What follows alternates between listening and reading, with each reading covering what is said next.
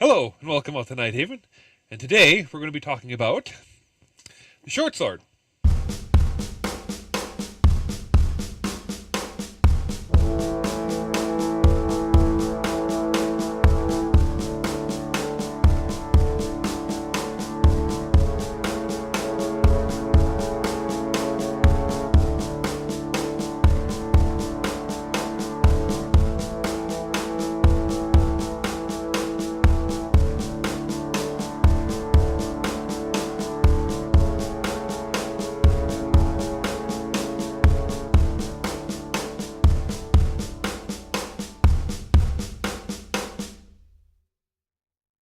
The short sword was usually mass produced and easy to make, so it was tended to be made out of inferior steel than a long sword or a basket sword, something that a knight would use.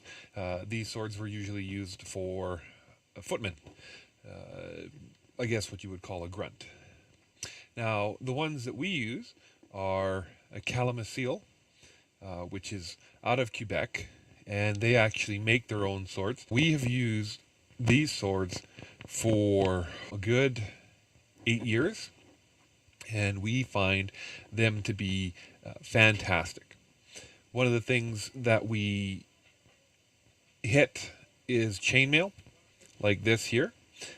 There's almost nothing worse than hitting a suit of chainmail with a rubber sword or a foam sword. We have been using these on plate mail, on chain mail, on just regular fleshy bits of people, and they stand up very well. Usually the thing that goes first is the tip. Because we do thrusting, the tip will tend to bend and then it'll pop through. And that's just standard with anything, unless you have no core. These have a fiberglass core. So which gives it rigidity and strength as well as longevity, so that you don't have it breaking essentially right here because it's got no core. Now, of course, with any instrument, you can hurt somebody. So if I took this and I just batter up, yeah, it's going to hurt.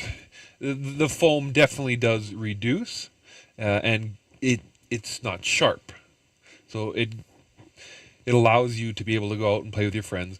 But I mean, use common sense, right? If you start to get angry or anything like that, maybe it's just best to sit out the battle. Now, Kalamazoo has a range of different short swords, as you can see. Okay, different lengths. Here, there we go. Of short swords, all that good stuff. Different handles, different blades, different looks of blades. They have curved blades. They have straight blades. They have what would be like a serrated blade. They have like a rock-looking blade. We love these. We've used these for a long time, and we tend to be able to go through about 2 to 4 years with these before they become unusable, simply because of the weapon has just broken down to a point where it's now unsafe. We also have standards that the weapons need to be passed, so every weapon is inspected when they come out and they battle to make sure that no pointy bits are coming out. They are a little more expensive. These ones usually tend to run about $65 to $75, depending on the ornateness that you want the handguard and the grip and the pommel to be, and the blade and all that good stuff. I believe you can even customize some of these. Now, what you're going to get out of these, though, is a better sword. If you want something inexpensive or cheap, then you can always go to Walmart and buy yourself a Nerf sword. But they tend to break fairly quickly. And if you want to go even cheaper, I do know that there are some dollar stores that sell foam swords for about $2 to $3. Now, we've had those ones break on us pretty much the first battle that they come out to.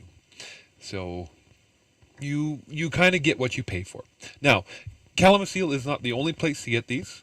You can look online. There's companies in Alibaba.